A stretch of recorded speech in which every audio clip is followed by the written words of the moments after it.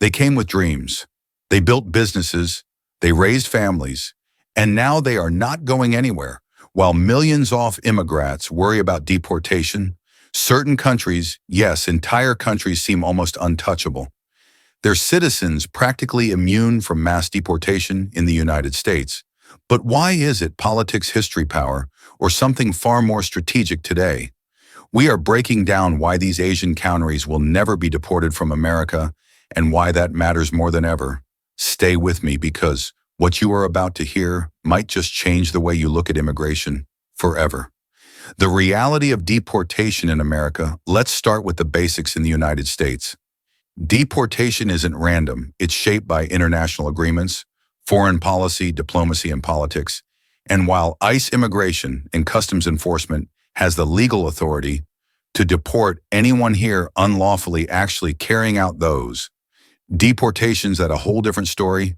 Some countries actively cooperate with us deportation efforts. Others, they refuse no travel documents, no return flights, no cooperation at all. And here's the kicker. If a country won't accept its own citizens back, the U.S. often gives up. That's where these Asian countries come.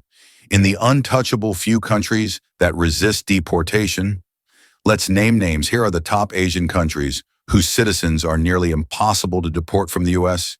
And the reason are as complex as global politics itself. China.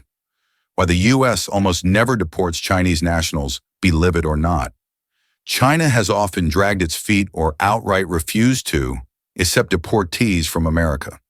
Why? Because of strained political relations and bureaucracy. In many cases, China denies the identity or citizenship of the person America wants to deport. Add to that US-China tensions over trade, Taiwan, cybersecurity, and more.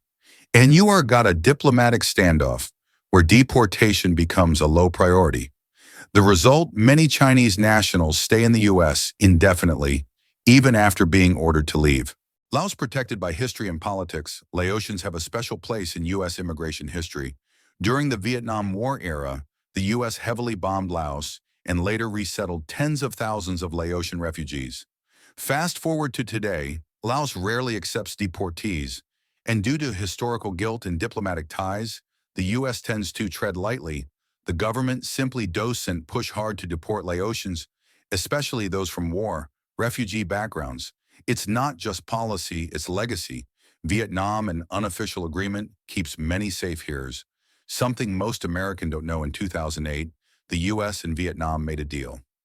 The agreement said Vietnamese nationals who arrived before July 12, 1995, when diplomatic ties were restored, would not deported. This means thousands of Vietnamese immigrants in the U.S., even if undocumented or convicted of crimes, are essentially protected by this agreement.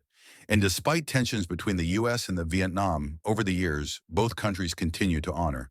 This is understanding. Cambodia protests, pushback and protection. Cambodia has fought U.S. deportations tooth and nail. In many cases, its work mass protests erupted in both countries when deportation increased. Families were torn apart in response. The Cambodian government has restricted how deportees they accept, citing human rights concerns. That led the U.S. to scale back deportation efforts for Cambodian nationals, especially those brought to America as children. It's not a free pass, but for many it's a shield. Now you are probably wondering, why doesn't the U.S. just force these countries to take their people back? Well, it's not that easy. The U.S. could issue visa exceptions or cut aid, but that risks damaging international relations, trade deals, or military cooperation. For example, China is a global superpower. Vietnam is a critical partner in balancing China's influence in Southeast Asia. Cambodia and Laos are still recovering from war legacies the U.S. helped create. In other words, the cost of deportation is sometimes greater than the crime. So what does all this mean? It means that U.S. immigration policy isn't just about laws. It's about history, geopolitics, diplomacy, and strategy for citizens of these Asian nations that can mean a de facto protection from deportation. Even without legal status for others, it's a source of deep frustration and unequal treatment. But one thing for sure, America wrestles with immigration, reform, election, and international pressure. These countries will remain uniquely protected in ways most people never imagine. So the next time someone says, why doesn't America just deport them? Ask them this: What if it's not just about law, but leverage, not just about borders, but bargaining chips? These Asian countries will likely never be deported from America. And now you know why. Make sure to like, subscribe, and drop a comment. Which part of this story surprised you most? Until next time, stay informed, stay curious, and never stop asking questions.